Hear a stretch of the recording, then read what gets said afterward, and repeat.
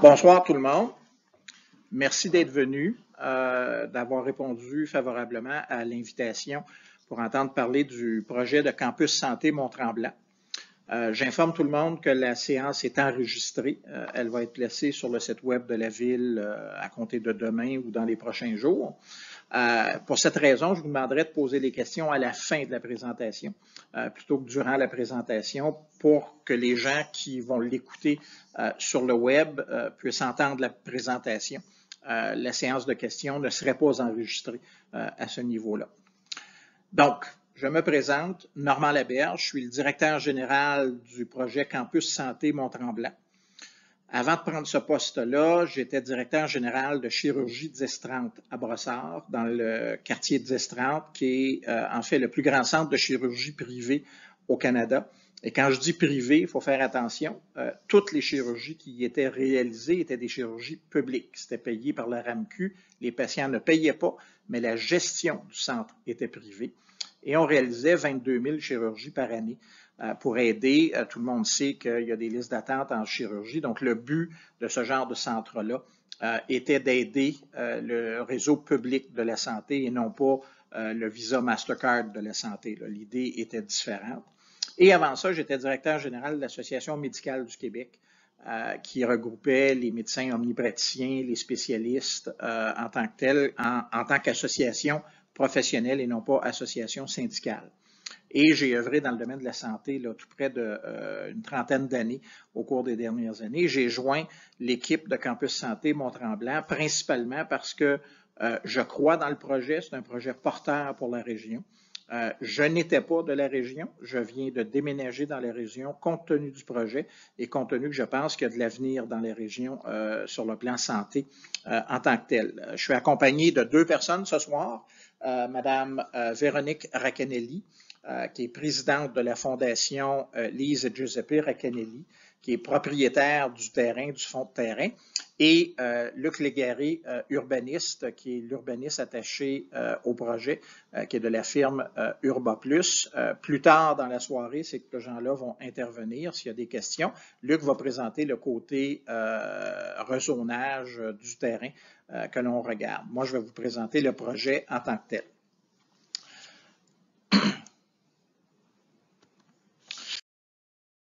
Donc, avant de rentrer dans le projet, pourquoi ce projet-là? Quelle est la genèse du projet? Ça vient d'où cette idée-là en tant que telle? En fait, ça vient de M. Racanelli lui-même. M. Racanelli est le président de Ingenia Technologies, qui est une firme, un leader en Amérique du Nord en système de ventilation. Et on sait, avant la COVID, c'était important.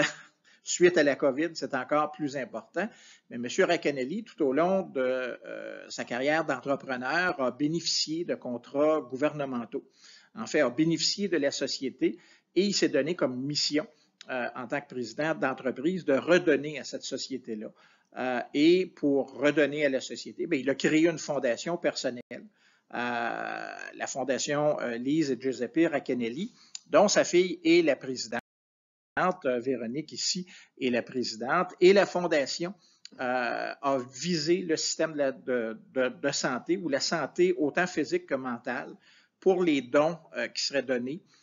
Ils ont donné énormément d'argent à l'hôpital Sacré-Cœur, l'hôpital Maisonneuve, Cité de la Santé, Sainte-Justine et d'autres fondations ou d'autres groupes comme la Maison Filou, qui est un groupe là, qui a bénéficié de ces dons-là en tant que tel. Et M. Racanelli s'est dit, ben, moi, je suis résident de Mont-Tremblant.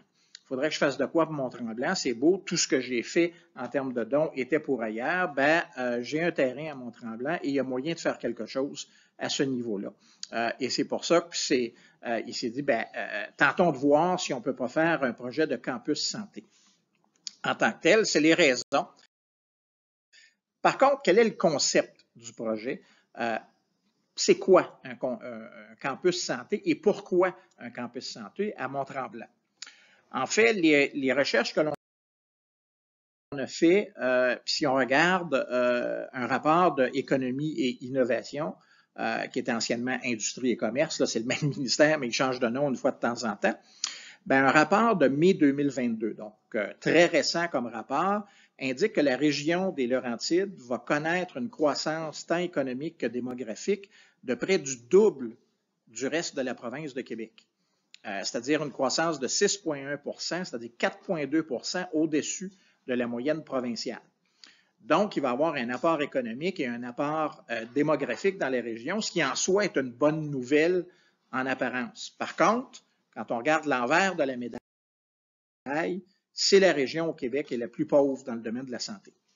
Donc, c'est la région qui va être la plus riche en termes d'apport populationnel et économique, mais la plus pauvre du côté santé. Je pense que ça fait des années que vous en entendez parler, qu'il y a eu Coalition Santé Laurentide, il y a eu toutes sortes de groupes, les maires, les préfets se sont mêlés à ça. Ben, en fait, M. Racanelli s'est dit, ben, pourquoi attendre que Québec fasse de quoi? Faisons-le nous-mêmes, tout simplement. Prenons-nous en main en tant que population, d'où la naissance du projet. Également, au même moment, la municipalité commandait un rapport sur le plan de développement économique de la municipalité, un rapport d'Hermacon. Et le rapport disait, bien, si la ville veut avoir une croissance, il faut qu'il y ait à ce moment-là des stratégies, des tactiques qui sont utilisées. Et la tactique qui était recommandée, et on le voit ici, c'était en fait la création de thématiques commerciales. Donc, plutôt qu'avoir diverses entreprises qui vont un petit peu partout sur le territoire, de tenter de les regrouper sous des formes de thèmes. Donc, l'idée d'un campus santé vient de là aussi. Mais également, il était important pour la municipalité que l'offre d'affaires incorpore les services de proximité. Donc, oui, on pourrait avoir un hôpital, mais un hôpital, ce n'est pas un service de proximité. Service de proximité, c'est autre chose. On s'est dit, bon, ben parfait, le concept du campus santé Mont-Tremblant venait de naître des besoins de la population, du futur de la population, et également de ce que les experts recommandaient qu'il fallait faire. Et c'est pour ça que M. Racanelli a dit, OK, d'accord, mon terrain, mettons-le à la disposition, tentons de faire un développement de ce type-là en tant que tel. Donc, le projet, c'est celui-là, mais le projet, ça veut dire quoi, ce projet-là? Et comment, plus précisément, on l'aborde? Ben, en fait, il y a deux enjeux critiques pour la région. Il y a un CLSC, c'est-à-dire qu'il y a un centre de services. Puis un CLSC, c'est le centre local de santé communautaire. En santé, des acronymes, il y en a de toutes les possibilités. Mais en fait, un CLSC, c'est une offre de services de première ligne. Donc, quand on parle de proximité, là, CLSC, c'est la base de ce côté-là. Et ce n'est pas juste de la santé, c'est des services sociaux également. Donc, ça aussi, c'est tout aussi important. Souvent, on dit le ministère de la Santé, mais non, il y a 3 S dans le ministère de la Santé. C'est le ministère de la Santé et services sociaux. Il ne faut pas oublier l'autre côté. Donc, le but du campus santé n'est pas juste le côté santé physique, mais santé mentale, mais également services sociaux, services de proximité. Le CLSC, présentement, qui est situé à Mont-Tremblant, dans le village, il est désuet. Le CIS veut le déménager en tant que tel. Maintenant, il peut déménager à peu près n'importe où. Le CIS voudrait regrouper les services, donc plutôt qu'avoir 12 centres un petit peu partout, bien, tentons de concentrer d'une certaine façon. Donc, il est en appel d'offres actuellement. Ça devient donc important de tenter de capter cette opportunité-là. L'autre opportunité, c'est le GMF. GMF pour groupe de médecine familiale ou groupe de médecine de famille en tant que tel, qui est une clinique médicale, mais de première ligne. Bien, en fait, quand on a parlé aux médecins, les médecins nous ont dit on a refusé des médecins parce qu'on n'a pas de place. C'est un peu criminel à mon point de vue parce qu'en fait, refuser des médecins quand on en a besoin. Donc, le manque de place était inacceptable. Ils se disent, bon, ben, eux aussi s'apprêtent à déménager.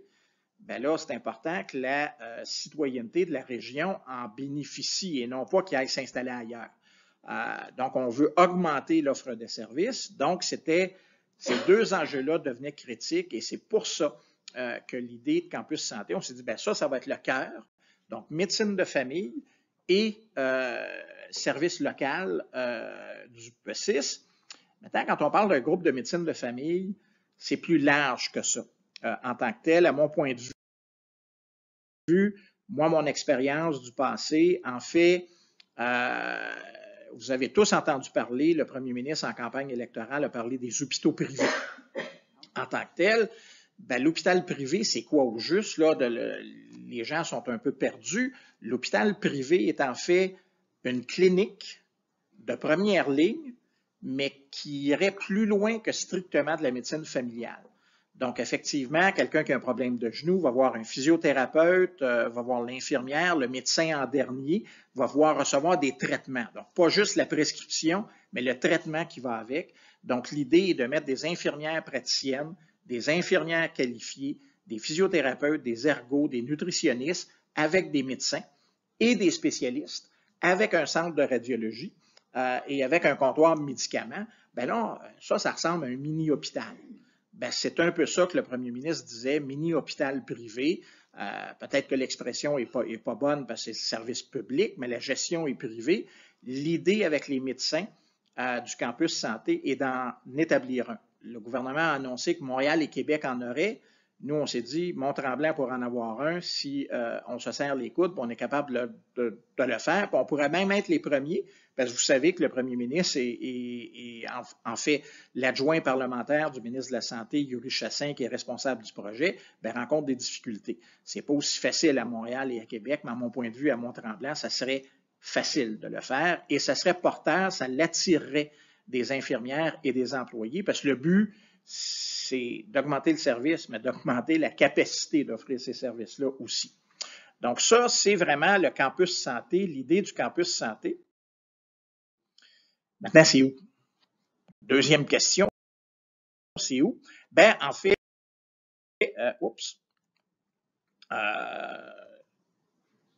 bon, ça ne veut pas revenir.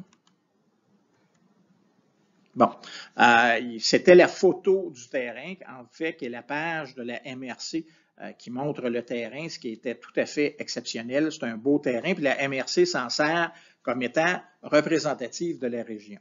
Donc là, vous avez ici la vue de Google Earth. Vous avez, en fait, si mon curseur le veut, la montagne ici, avec les pistes, le lac, et vous avez le secteur centre-ville, avec le ruisseau clair. Le terrain qu'on étudie actuellement, c'est celui-là. Donc, la 117, avec la sortie de la 117 pour la route 327, qui est le chemin Léonard, et l'autre côté, qui est en fait le chemin de Brébeuf, avec la rivière ici, la rivière du Diable qui traverse, c'est le terrain dont on regarde. La portion ici, elle est agricole. Ce qu'on demande comme rezonage, c'est cette portion-là ici de terrain pour faciliter l'implantation CLSC, GMF et compagnie à ce niveau-là. Et ce que l'on voudrait faire sur un terrain, en fait sur ce terrain-là, qui a 44 acres. C'est donc un immense terrain. Il y a déjà une partie qui est déboisée. On le voit ici. En fait, l'agriculteur du coin s'en servait jadis. D'une certaine façon, parce que c'était une terre qui était un peu abandonnée, mais ce n'est pas agricole. Donc ça a été déboisé. Le secteur agricole ici, il est abandonné aussi, ainsi que le secteur au sud. Mais ce secteur-là ici, donc cette portion-là et la portion ici, ce n'est pas la demande. Ce qu'on veut implanter, c'est ici, puis c'est quand même assez grand. 44 acres, là, c'est beaucoup de terrain. Il y a une partie plane qui est justement déboisée. Il y a par contre des milieux humides dans le secteur ici qu'il faut protéger. L'idée, spécialement dans la région de Mont-Tremblant, l'idée, c'est pas de raser, faire de l'asphalte avec un édifice de béton autour de ça. Je pense que ça, c'est inacceptable à Montréal aujourd'hui, encore moins dans les régions de Mont-Tremblant. Donc, c'est de protéger une partie, mais de permettre également ce développement-là. Donc, si on regarde un peu plus précisément ce qu'on entend faire, c'est à partir de la rue Léonard, avoir un rond-point. Et pourquoi un rond-point? Bien, pour ralentir la circulation. On parle d'un CLSC, d'un GMF, on va donc parler de famille, on va donc parler de personnes âgées. Bien, si on veut que les automobiles rentrent dans une zone où on roule à 70, on court peut-être après le trouble, donc le rond-point va ralentir la circulation, va permettre également.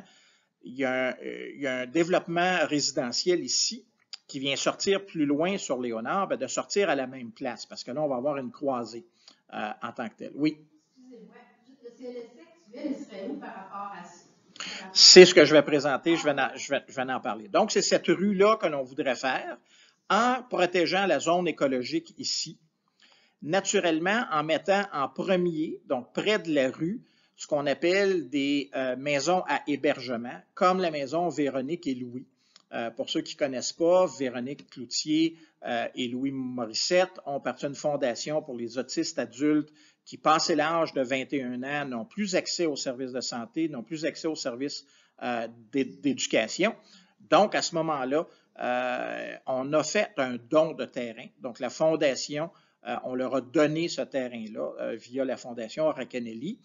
C'est en projet actuellement. Il n'y a pas de décision de prise, mais c'est l'une des possibilités. Et le terrain suivant serait le CLSC, donc près de la zone agricole, avec la route. Et le CLSC demande 240 places de stationnement, ce qui est énorme, mais ça, on n'a pas terriblement le choix. C'est une de leurs exigences. Et le GMF suivrait. Il y aurait donc un lien entre les deux à ce niveau-là. Et après ça, bien, toute une série de projets qui pourraient s'ajouter. On est en discussion avec l'ITHQ. Et là, vous allez dire, l'ITHQ, qu'est-ce que ça a d'affaire dans la santé? Bien, quand on pense au domaine de la santé, les deux problèmes criants de la santé, c'est la nourriture et l'hébergement. Donc, l'ITHQ, c'est les spécialistes de là. Pourquoi pas un département de l'ITHQ dédié à la santé, préparation des repas pour les CHSLD, comment est-ce qu'on fait? Oui, ça doit être du mou, mais du mou peut-être présenté différemment en tant que tel. Donc, un centre de recherche avec également des conseils ou des formations, ça pourrait être fort intéressant. Une résidence pour personnes âgées, maison de soins palliatifs, maison pour les aînés, bref, il y a toute une série de possibilités qui sont possibles. Mais les deux premiers terrains à l'entrée, c'est des terrains qui vont être donnés. Donc, Véronique et Louis en est un. Ça pourrait être une maison filou pour les Laurentides. Il y a plusieurs idées. Pour l'instant, il n'y a rien d'arrêté. Et ce n'est pas nous qui allons décider, mais en fait, les recommandations qu'on va avoir de fondation, on a demandé à la Ville, si vous avez des recommandations à nous faire, faites-les. Nous, on est preneurs, mais ces terrains-là sont donnés en tant que tels.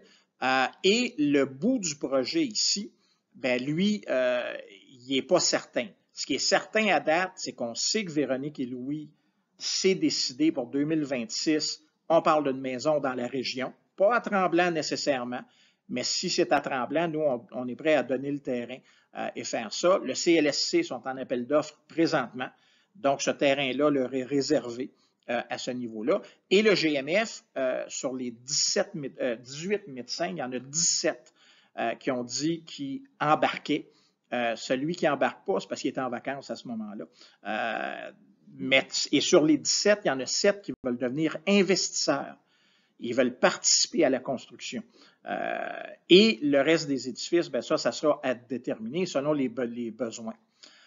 Donc, si on regarde ce que ça pourrait avoir de l'air, les exigences que l'on met, c'est de respecter les courbes des montagnes, le bois du Nord et de la verdure. Ces trois principes de base où on se dit, bien ça, toute construction va devoir respecter ça. Et là, bien, vous voyez ce que ça pourrait avoir l'air statique indicatif. Ce n'est pas des plans qu'on a fait, mais ça pourrait avoir l'air de ça en tant que tel. Donc, un édifice de 3 étages, ça, c'est pour le GMF. Donc, il pourrait avoir radiologie, comptoir médicaments en bas, médecine de famille avec certains physiothérapeutes, ergothérapeutes, etc. Et le 3e étage, bureau des spécialistes. Il pourrait y avoir salle de traitement, salle de chirurgie, pourquoi pas. Par contre, le but n'est pas de faire de la concurrence à ce qui existe déjà dans la région, mais d'ajouter. Donc, dépendamment de ce qui va se produire, c'est là qu'on peut ajouter à ce niveau-là. Et c'est la raison pour laquelle on demande à la Ville un changement de réglementation pour permettre ça, parce qu'actuellement, pour l'instant, le règlement ne le permet pas en tant que tel, parce que c'est un zonage différent et notre expert, Luc Légaré, va vous parler de précisément qu'est-ce qu'on demande à la Ville comme changement de réglementation. Donc, Luc, je te cède la parole. Merci beaucoup. Bonsoir à tous. Encore une fois, là, je me présente Luc Légaré, je suis urbaniste aussi. Premièrement, je dois avouer là, que c'est toujours particulier de suivre un excellent communicateur comme M. Normand Laberge, c'est clair. Puis je vais faire mon possible. Il faut bien expliquer tout ça là, dans mes mots à moi. Fait qu'allons-y, là, si vous me permettez, là, pour la présentation du volet journal pour le terrain.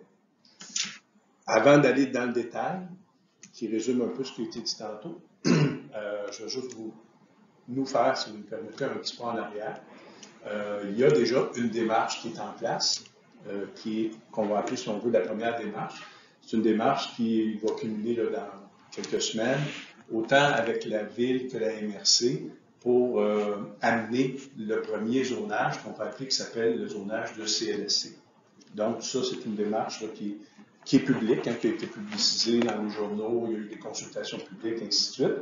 Donc, c'est la première démarche là, qui est importante pour nous là, de mettre en place. Aujourd'hui, ce qu'on parle de manière plus précise, c'est la deuxième démarche. Si on tourne l'image,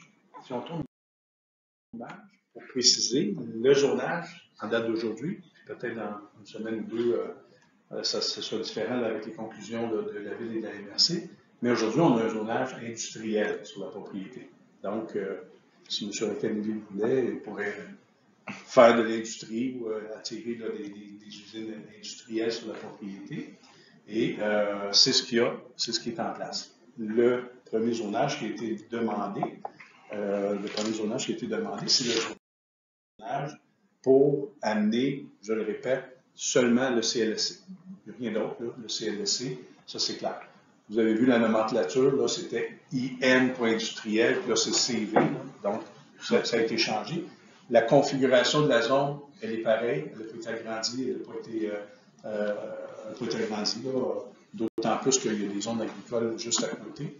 On sait, vous et moi, que les zones agricoles, c'est même du ressort d'une autre instance du gouvernement, c'est pas du ressort municipal. On précise que c'est vraiment dans la zone CV 322 là, que la discussion s'installe. Allons-y maintenant dans le vif du sujet pour la demande qu'on propose. Donc, c'est clair que la zone en tant que telle demeure inchangée, aucune reconfiguration de la zone. Ça, c'est sur la table, c'est fixe. Et les usages que l'on propose, c'est des usages, on répète, en lien avec la santé. Bon, à titre d'urbanisme, mais avec le groupe aussi, puis dans nos discussions avec les gens de la ville, on se trouve honnêtement chanceux de pouvoir créer un quartier santé. Un quartier santé, ça n'arrive pas souvent là, dans nos expériences professionnelles qu'on a cette chance-là de créer un quartier santé. Et puis ce qu'on propose comme usage, c'est la liste des usages que vous voyez. On a parlé tantôt d'un groupe de médecine de famille, donc un GMF. Petite parenthèse, on a présenté un projet aux médecins là, du groupe de médecine et puis les gens là, étaient bien emballés là, à travers cette projection-là. Dans les usages projetés, on parle aussi d'un centre de radiographie, d'un bureau de soins de santé, d'une clinique médicale, d'une clinique dentaire, d'une clinique de médecine sportive. On a à la liste aussi la clinique de physiothérapie, d'ergothérapie, les cliniques d'acupuncture, cliniques de massothérapie, sans oublier là, des cliniques comme des cliniques de chiropratie, bureaux et études de psychologie et de psychiatrie, c'est un peu ce qui a été mis en place tantôt, et des éléments d'incubateur, start-up santé. Le terme incubateur est bien visé pour le domaine de la santé. Donc, dans un premier jet, c'est la liste des usages que l'on propose à la municipalité. Ce qui suit à ces usages-là, on peut parler peut-être un peu plus de services, là, commerce et services. Donc, à l'inclusion de ça, un comptoir médicaments, pharmacie. Vous avez vu là, un comptoir. C'est pas une pharmacie, c'est un comptoir. On parle de maison des aînés, on propose aussi une maison de naissance. Une maison de naissance. Avec l'incubateur, on peut faire un lien, mais c'est clair que la maison de naissance, c'est notre futur. Hein, c'est en partie notre futur, ben allons-y. Maison de retraite, maison de convalescence. Sur la liste qu'on propose, c'est le centre d'accueil d'hébergement, autant pour les adultes que pour les enfants. On a parlé tantôt là, des deux maisons là, qui pourraient s'installer. Centre de résidence supervisée, maison de convalescence, centre d'accueil et de réadaptation, satellite universitaire collégial, tantôt on a parlé là, de l'ITHQ, ainsi de suite, l'ITHQ de manière particulière, une garderie utilitaire aux travailleurs, entre autres, du secteur, de ce secteur-là, commerce offrant des aliments pour emporter et du communautaire d'envergure. Tous ces éléments-là sont mis sur la table. La municipalité, et je vois M. Antoine qui est là, sort son scalpel, la municipalité sort son scalpel, puis décortique un peu tous ces éléments-là. Il y aura des éléments de plein droit, selon ce que la Ville décidera, et il y aurait des éléments aussi qu'on appelle possiblement avec conditionnel. Donc, ce qui est conditionnel, c'est une liste possible, dépendamment du projet et des conditions que la Ville pourra instaurer, ben là, les usages pourront s'y inclure. Peut-être une précision, Luc. Oui. Juste pour être clair, au niveau du comptoir médicaments, pharmacie, en fait, on est d'accord avec des restrictions de ce côté-là. Je pense que le but n'est pas d'avoir un commerce qui va vendre de l'eau de javel puis du papier de toilette. Là, c'est pas ça l'idée. L'idée est vraiment médicaments, donc ce qui se donne sur prescription.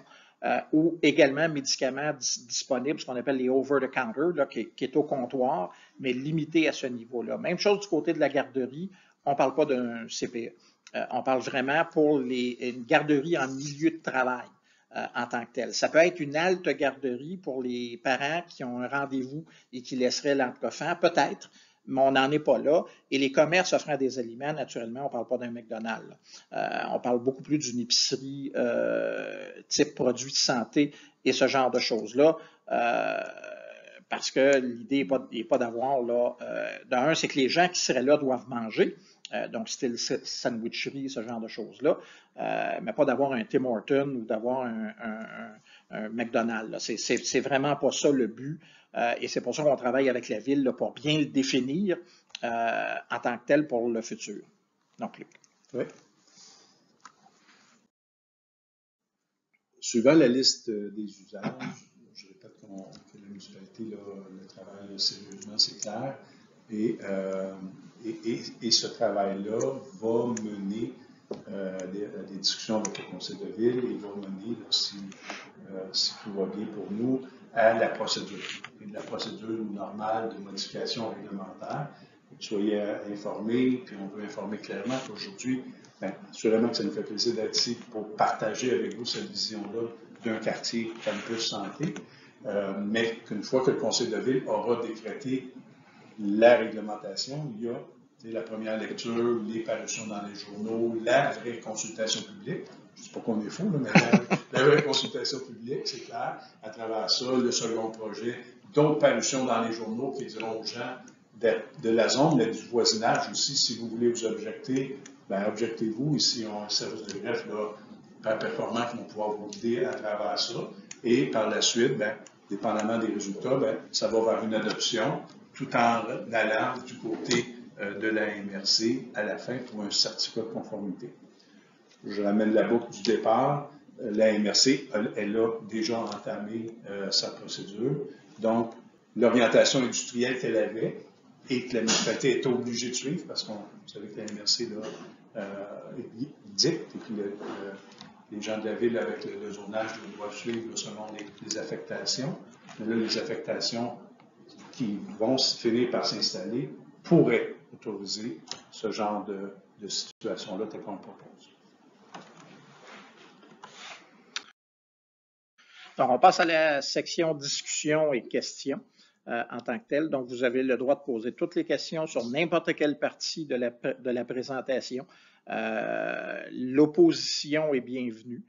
En fait, c'est un projet que l'on a. L'idée n'est pas d'imposer à la population, mais de plutôt, nous, on en a fait une analyse, on croit que ça répond à des besoins et que c'est quelque chose qui devrait être supporté. Par contre, on a le droit de s'y opposer et ce qui fait que les idées avancent, c'est quand il y a de l'opposition. C'est pour ça qu'on a un système parlementaire à peu près partout, il y a de l'opposition. C'est quelque chose qui, pour moi, est positif. C'est pas négatif, là, donc ne vous gênez pas. Il n'y a pas de mauvaise idée, il n'y a pas de mauvaise position en tant que telle et tout est bienvenu. Donc, nous, on a terminé notre présentation. Maintenant, c'est à vous la parole. On va commencer par plutôt les questions, s'il y en a qui ont besoin de précision en tant que telles, et après ça, il y aura discussion. Donc, la place est aux questions. Oui, madame. Alors, si je comprends bien, vraiment, ça a l'air vraiment un beau projet. À la ville, actuellement, si je ne me trompe pas, la Fondation a donné à la ville le terrain pour déplacer le CLSC actuel dans le terrain de la famille. Est-ce que je me trompe? C'était au départ, la première idée de la Fondation était de donner le terrain pour la construction d'un CLSC. Maintenant, avec l'appel d'offres, les choses ont changé, ils veulent une location. Mais là, c'est plus M. Laberge qui va pouvoir répondre. C'est-à-dire que le terrain n'a pas été donné à la ville. Le terrain a été donné à la Fondation Laurentienne dans le but de le donner à l'hôpital pour qu'il construise un CLSC. Le problème qu'on a rencontré, c'est que l'hôpital a dit « Moi, je ne construis pas de CLSC. » On dit « Ben là, on a un problème. » Il dit « Non, il faut que quelqu'un le construise. » Et là, le problème, c'est comment le terrain peut-il appartenir à l'hôpital si un promoteur le construit sur le terrain? On a donc une opposition à ce niveau-là. Et là, ça devenait à but lucratif parce que le promoteur qui va construire, lui, s'il construit pour faire de l'argent. Donc, donner un terrain pour que quelqu'un fasse de l'argent, ben là, c'est comme on n'est pas à la bonne place. D'où ce qu'on a décidé de faire, c'est de s'entendre avec un promoteur qui allait, oui, le construire, par contre, le construire à bas frais, donc à livre ouvert entre M. Racanelli et le promoteur, pour s'assurer que la valeur du terrain soit quand même, oui, représentée, mais bien comptabilisée là, pour pas, l'idée, c'est pas de faire des profits à ce niveau-là. Par contre, non, attendez un peu, on demande la collaboration de la ville, mais là, on ne donne plus. Non, on va donner. Donc, on s'est imposé à nous-mêmes le don d'une partie du terrain à d'autres fondations dans le but. Et là, il n'y a aucune limite. Les premiers qui ont cogné à notre porte, c'est Véronique et Louis, et je pense que c'est un beau projet à ce niveau-là. Par contre, n'importe quelle autre fondation peut se présenter. Véronique va recevoir ces demandes-là. C'est donc une fondation, c'est pas M. Racanelli, c'est une fondation indépendante de M. Racanelli qui va analyser et qui va faire des recommandations. Donc, ça va venir de la ville, de la population, du CIS. Pour nous, c'est pas important. Les terrains sont réservés et ils sont là. C'est ça qui est l'histoire du fameux don. Ce n'est pas de faire des sous? Non. Vraiment? Absolument pas. Mon autre question, ça concerne l'endroit. Il y a la 117 qui est près, et c'est très brillant. Je vois mal, peut-être que le terrain, je ne l'ai pas visité bien sûr, mais pour une maison de retraite, c'est pour les gens qui y vivent. Pour les services externes, tout ça, il n'y a pas de problème, mais pour des gens qui vivent des maisons des aînés, des maisons de retraite, il me semble que c'est trop brillant. Je me trompe-tu? C'est-à-dire qu'il y a une zone d'arbres. Il y a un boisé le long de la 117 qui vient atténuer, mais dans les usages conditionnels, c'est que oui, s'il y a de l'hébergement, il est mieux d'avoir des murs anti-bruit, il est mieux d'avoir des vitres à triple paroi pour empêcher le bruit, ce genre de choses-là. C'est pour ça que oui, mais dans la ville, dans la préparation, et là, on rentre dans les précisions, s'il y a de l'hébergement à telle distance de la 117, voici des normes de construction que vous allez devoir respecter. Maintenant, il ne faut pas oublier, il y a la portion agricole qui est juste à côté, sur le bord de la rivière, et qui n'est pas utilisée en tant que telle. À plus long terme, il ne faut pas se le cacher, la terre est belle, elle pourrait être utilisée. Maintenant, elle n'est pas utilisée agricole, et ça fait longtemps en tant que telle. Donc, est-ce que c'est vraiment une perte sur le côté agriculture quand il y a une ferme juste au sud qui, elle, pourrait être développée? L'autre idée, et c'est pour ça que sur une des images, vous aviez jardin communautaire. Quand on parle des autistes adultes, le but de ces maisons-là est de les intégrer à la société. Donc, cette terre-là pourrait avoir des serres où les personnes, autant des personnes âgées autonomes dans un RPA que les autistes, et là, vous commencez à avoir là, un projet social à ce niveau-là, pourraient utiliser ces serres-là et les autistes pourraient vendre dans un marché au village les produits qu'ils produisent. Parce que le but de la maison Véronique et Louis, c'est d'intégrer ces adultes-là à la société et pas de les garder séparés en tant que tels. D'où l'idée aussi de la rue et du rond-point, c'est pour le transport en commun. parce qu'effectivement, c'est beau, le 6 a dit 900 mètres, l'arrêt d'autobus à 900 mètres. Moi, j'ai fait un calcul, là, puis 900 mètres, je suis désolé, c'est une maudite marche. Donc, pour des personnes âgées, c'est pas approprié, même pour des autistes. Donc, on a, avec la ville, oui, l'une des ententes, c'est que le transport en commun s'y rendrait à ce niveau-là pour faciliter. Donc, oui, on est conscient du bruit, tout comme on est conscient de la vitesse sur Léonard où il faut peut-être calmer le jeu d'une certaine façon. C'est des choses sur lesquelles on travaille, mais il y a cette portion de terrain-là qui pourrait effectivement être utilisée, mais on n'en est pas là. La demande de modification de la réglementation n'est pas là. Mais effectivement, il y a des options pour continuer le projet. Pour être précis, la NRC, le ministère des Transports, a demandé là, une zone tampon entre Sunset d'à peu près 300 mètres, 304 mètres, pour des constructions là où les gens, je veux dire, habitent, dans un cas ou dans un autre.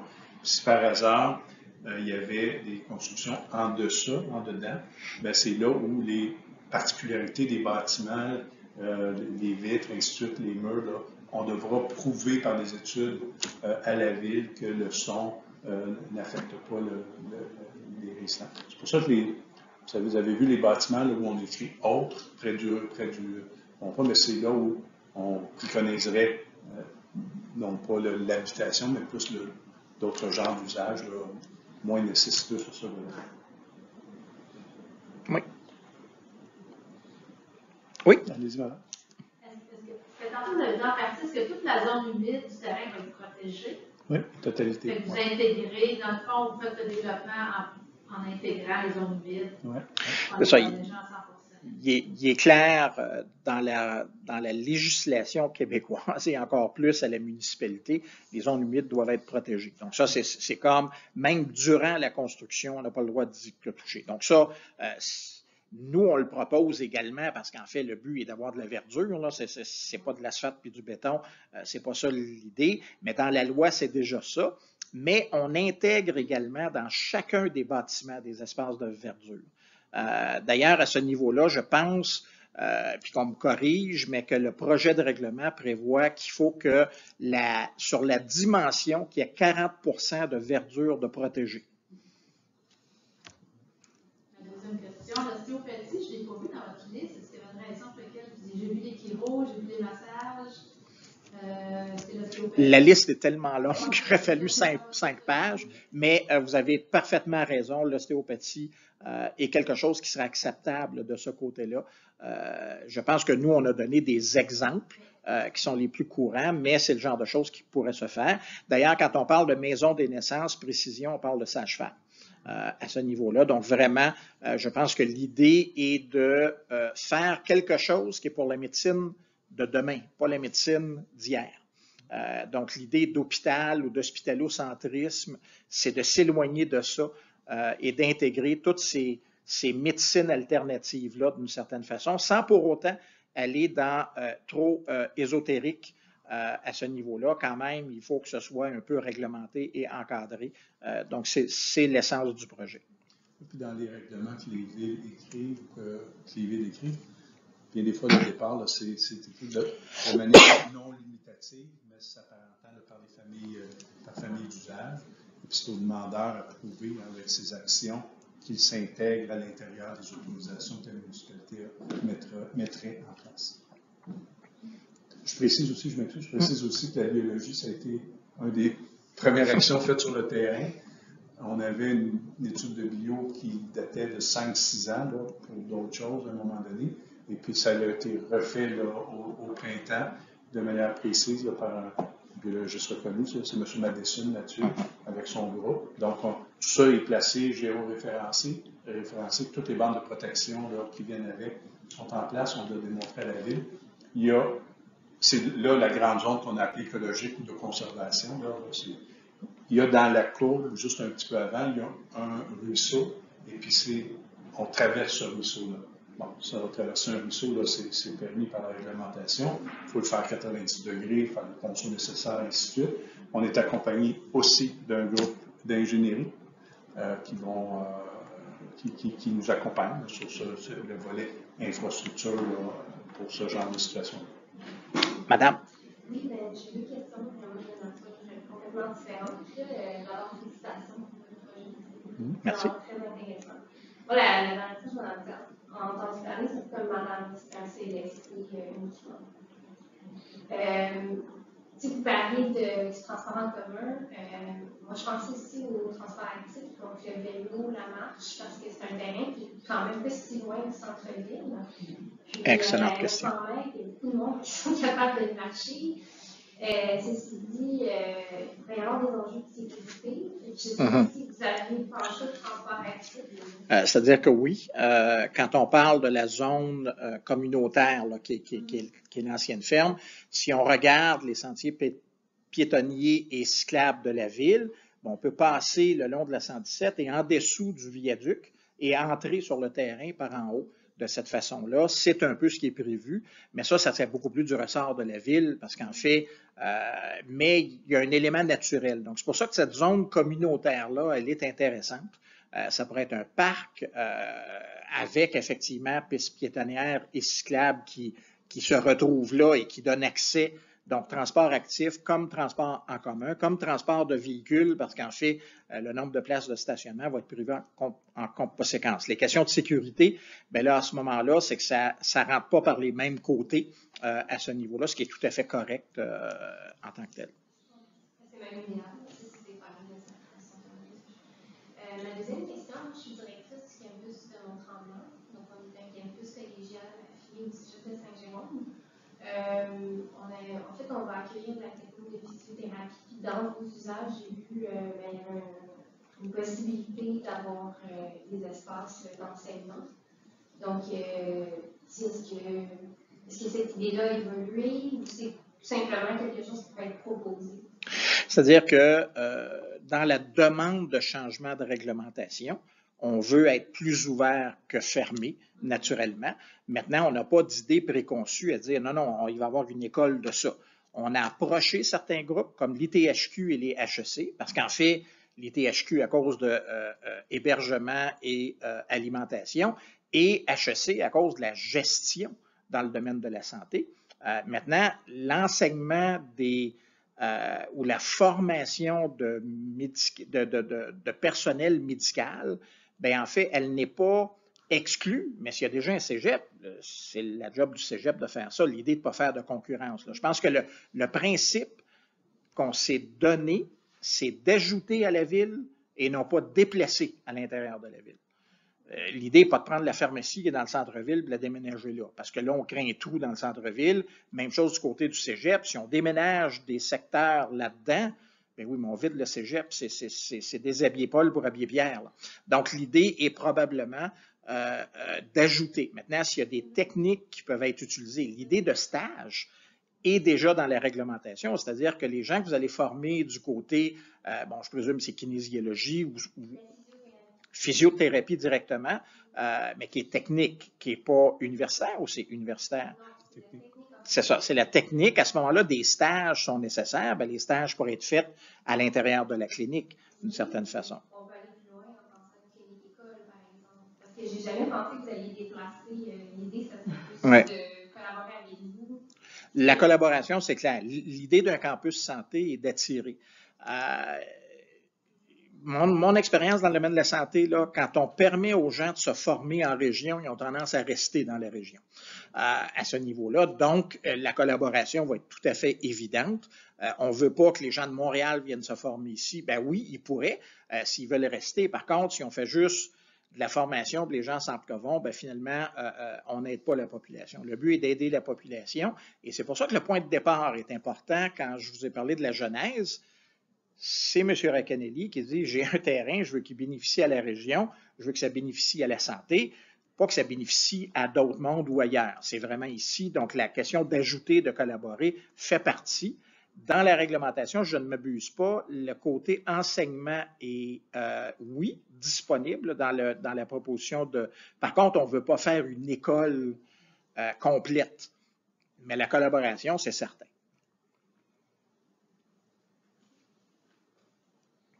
D'autres questions? Oui? Le financement. Le financement. Comment ça va se faire, ce projet-là? C'est-à-dire, il y a 3 niveaux de financement qui existent dans le domaine de la santé. Les gens ont souvent un peu de difficulté à faire le tri de ça.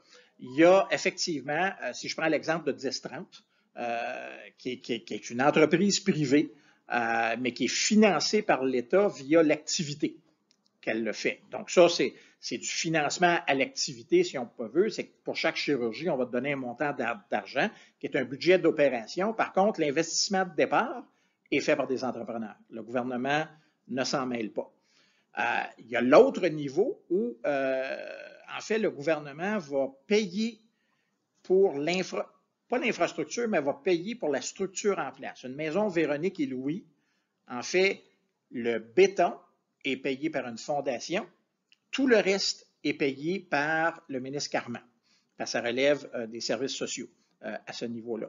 Un CLSC, c'est un loyer, donc c'est un promoteur que l'hôpital va payer. Donc, finalement, le plan d'affaires est différent. C'est les divers modèles. Il n'y a rien qui est exclu dans tous les modèles. Ça va dépendre des projets. Si on parle d'une maison des aînés, une maison des aînés, c'est purement gouvernemental. C'est le gouvernement qui construit. C'est SNC-Lavalin qui a le contrat, puis qui en bâtit une, puis le gouvernement prend tout en charge de A à Z. Le CLSC, c'est moitié-moitié. Un GMF, c'est une entreprise privée. Pour les gens qui ne le savent pas, là, n'importe quelle clinique dans la province de Québec, là, c'est une structure d'affaires comme un McDonald's ou un Canadian Tire. C'est une entreprise privée, sauf que c'est géré par des professionnels de la santé et normalement, les services sont soit couverts par la RAMQ ou soit complètement privés. On ne peut pas faire un mix des deux à ce niveau-là. Nous, on privilégie le côté public, mais on n'exclut pas le côté privé dans certains cas, parce qu'il y a quand même une clientèle itinérante dans la région de Mont-Tremblant. Puis quand je parle d'itinérante, c'est des gens qui rentrent et qui sortent, là. C'est des gens qui viennent des États-Unis, d'Europe, qui viennent de l'Ontario. Bien, à ce moment-là, cette offre de service-là est peut-être quelque chose qui les intéresse à ce niveau-là. On ne veut pas l'exclure, mais on ne veut pas miser là-dessus. Spécialement mes antécédents. Je suis désolé, le principe de base, c'est on a un système de santé, c'est lui en premier, le privé en deuxième.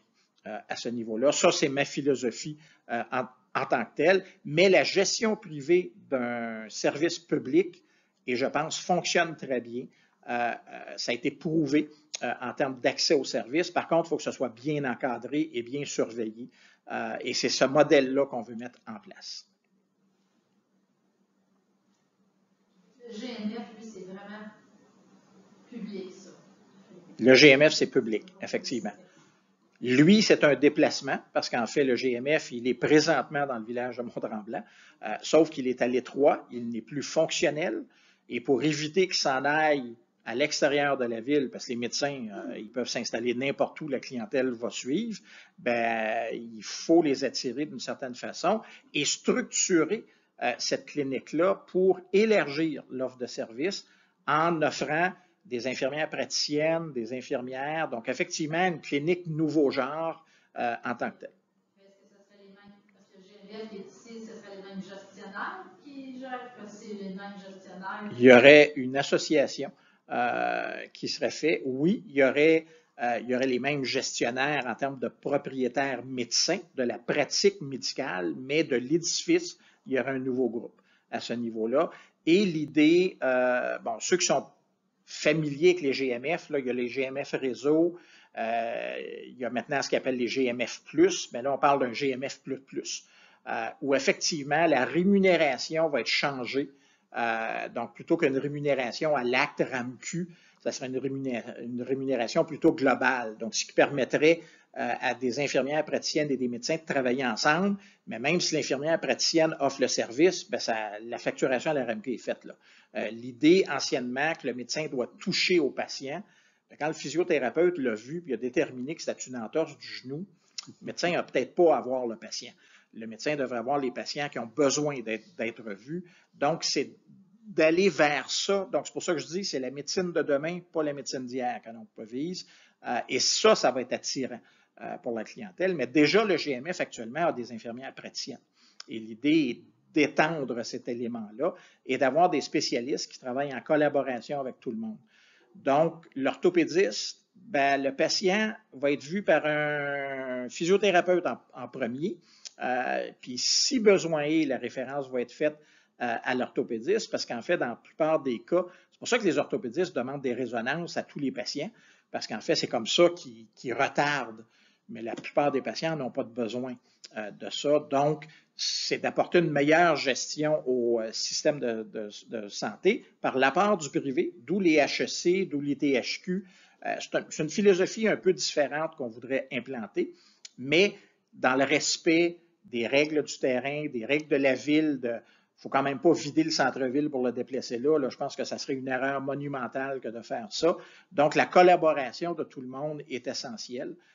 C'est pour ça qu'il y a des choses qui ne sont pas très définies, qui vont être définies avec le temps. Mais la ville, le groupe d'urbanisation à la ville va créer un règlement, sauf qu'à chaque fois, il va y avoir des permissions. Puis il dit, ben là, non, oui, une interprétation du règlement le permettrait, mais je pense qu'on ne veut pas le permettre parce que ça a trop de risques. Là, donc, d'y aller. Des choses de base comme le CLSC, un GMF, une maison des aînés, je pense que ça va de soi.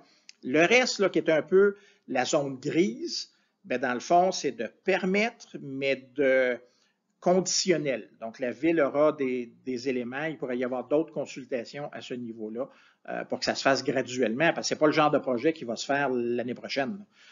On parle de plusieurs années avant que tout soit réalisé, mais au moins de commencer. Les premières étapes, les deux plus importantes, c'est le CLSC, le GMF, la maison Véronique et Louis. Je pense que la bouchée est assez grosse. Là, c'est un double Big Mac, ça presque. Le reste, ben, ça va suivre avec le temps. Parce que le GMF actuel, on va sans rendez-vous, je crois. Il fait très peu de services. Les médecins, quand ils vont là, ils ne restent pas longtemps, ils s'en vont, je ne sais pas pourquoi. Mais est-ce que c'est pour ça mon inquiétude? Oui. Moi, dans ma tête, j'étais contente en me disant enfin une autre GMF avec une nouvelle façon de faire. C'est-à-dire que si vous connaissez la clinique HOP, puis HOP, pas OP, mais UP, urgence pédiatrique, en fait à 10-30, là, c'est une des choses qui a été créée, sont un groupe de 8 pédiatres qui n'ont aucun patient. Tout ce qu'ils font, c'est du sans rendez-vous, ils ne font aucun suivi des patients, c'est de l'urgence. Et l'hôpital, Charlemagne, qui n'est pas loin, ne fait plus d'urgence pour enfants. À moins que ce soit un accidenté d'auto ou ce genre de choses-là, tous les enfants vont à cette clinique-là et ils sont vus 8 à 8, 7 jours par semaine. Le modèle est de le faire un HOP pour adultes. Parce que tout le monde qui n'a pas de médecin, qui sont des clients orphelins, vont dans ces GMF-là actuellement. Je sais qu'à Veneta, ça va bien. Puis ça va aller ici à Saint-Jolite, la date, je ne pense pas que ça va super bien, mais c'est pour ça, ça serait complètement autre chose. Ouais. Ça serait pas... Je n'ai un médecin de famille, puis je ne peux pas le voir. C'est comme ça. J'ai un médecin de ma famille, mais je ne peux pas le voir. Avoir un rendez-vous, c'est le mois prochain. Moi, mais quand tu es malade, c'est bien de valeur. C'est de changer cette dynamique-là qui est le projet en tant que tel. D'autres questions? Oui? Dans un monde idéal, le premier coup de pelle et la coupure du roulet, ça serait fait. Premier coup de pelle va devoir être fait au mois de mars, avec un permis en janvier. Et livraison le 19 décembre 2024 pour le CLSC. C'est déjà dans l'appel d'offres. Ce n'est pas tout à fait réalisable à mon sens. Donc, peut-être qu'il y aura des modifications, mais c'est l'imposition du gouvernement de dire si vous voulez un CLSC, voici les dates avec l'attribution des soumissions le 19 septembre prochain.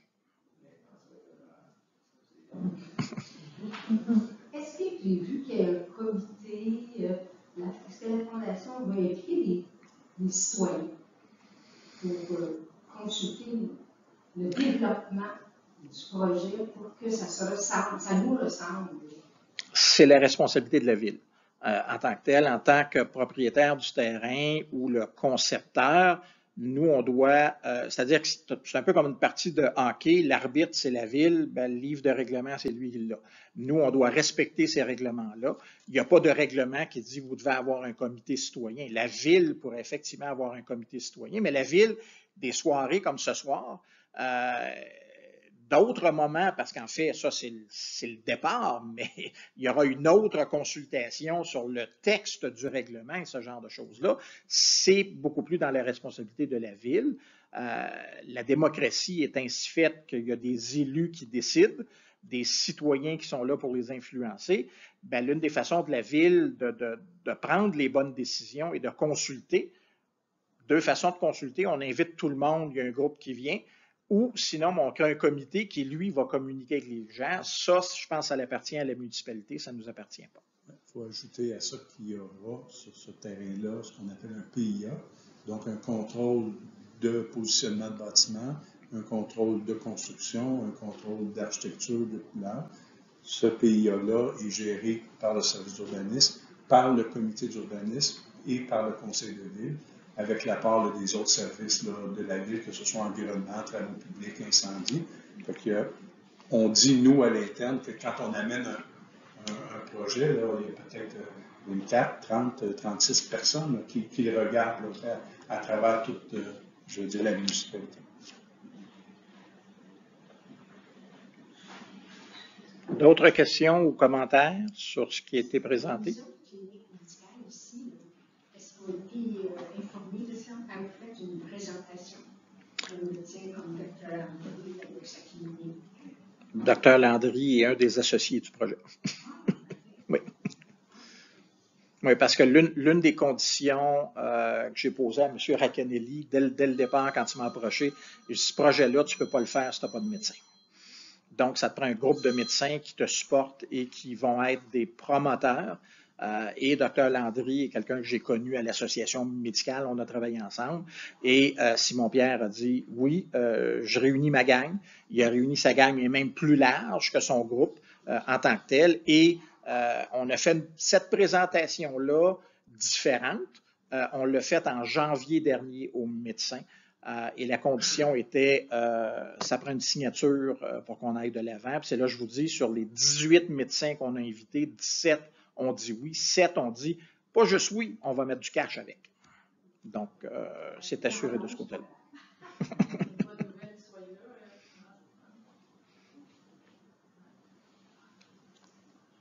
Donc, pour nous, c'est terminé, à moins qu'il y ait d'autres questions, d'autres commentaires. Oui? C'est un très beau projet. Merci beaucoup. Il y a beaucoup de travail là-dessus. Merci, monsieur. Il y a des gens très compétents là-dedans. Et puis, je vois qu'il y a le processus de la ville, la MRC, le zonage, tout ça. Mais nous, citoyens, on peut faire quelque chose? Non, mais oui, non, c'est une excellente question parce qu'effectivement, il y a deux enjeux à l'intérieur de ce projet-là. Il y a de un, la ville, puis je ne le dis pas négativement. Je vais redire ce que j'ai dit au conseil de ville. Je ne payais pas mes taxes à Mont-Tremblant, je les payais à l'Île des Sœurs. Parce que c'était là que je résidais. Quand j'ai vu le projet, j'ai vu l'attitude de la ville, le positivisme de la ville, et vous dire, un changement de règlement, mon expérience, c'est 1 an, 1 an et demi. Après 3 mois, la majeure partie de la job était faite, c'est parce qu'il y a des gens compétents à la ville. Je dis, ben moi, ça me tente de déménager là, même si je vais recevoir un compte de taxes solide bienvenu. J'ai dit à la ville, je vais accepter de le payer parce qu'effectivement, il y a quelque chose qui se passe. Donc, de dire à la ville, vous faites un bon travail, vous faites un mauvais travail, c'est la job des citoyens. La démocratie, c'est comme ça qu'elle fonctionne. Donc, parlez à votre conseiller municipal, parlez au maire que vous voulez ou vous ne voulez pas le projet. Parce que c'est pas oui ou non. À mon point de vue, c'est même les gens qui l'opposeraient ont raison. Il faut le dire aux élus. Donc, ça, c'est une façon de le dire aux élus, d'écrire à votre conseiller, d'écrire à votre maire, de faire savoir, autant faire savoir votre satisfaction si la ville fait les bonnes affaires. À ce niveau-là, c'est oui. L'autre élément, c'est le 6. Je pense que la question de monsieur était tout à fait pertinente. Un permis en janvier, ça ne sera pas facile pour la ville. Et là, on a le ministère du Transport, on a le ministère de l'Environnement. Ça peut dégénérer, ce qui fait que le projet peut tomber à l'eau totalement. Bien, ça aussi, il y a une députée dans la région ici. Il y a un adjoint à ce député-là qui est dans la région, de leur faire savoir qu'il faut que ça bouge, que c'est important, mais faire savoir à l'hôpital aussi. L'hôpital a un rôle. Donc, de faire connaître votre opinion sur le projet est essentiel. Je pense que ça, c'est comme ça que vous pouvez aider ou nuire si vous voulez nuire. Puis je ne l'exclus pas. Là. Je pense que les opposants ont tout à fait le droit, comme les supporters, mais de le faire savoir est important. Moi, j'aurais un dernier petit point. Oui. Aussi, façon d'aider, si vous connaissez des fondations que vous pensez qu'il y a besoin de s'établir sur le terrain ou si j'évalue toutes les demandes. Genre de maison pour maladies rares ou même personnes âgées avec des problèmes cognitifs, ce genre de choses-là, c'est des choses qui peuvent effectivement aider dans la région à garder nos personnes âgées dans la région et pas les éloigner. Là. On a vu là, récemment dans les journaux quelqu'un qui est déménagé à je ne sais pas combien de kilomètres, la famille ne peut plus le voir. Là. Je pense qu'on a cette responsabilité-là. Bien, il y a des fondations dans le coin.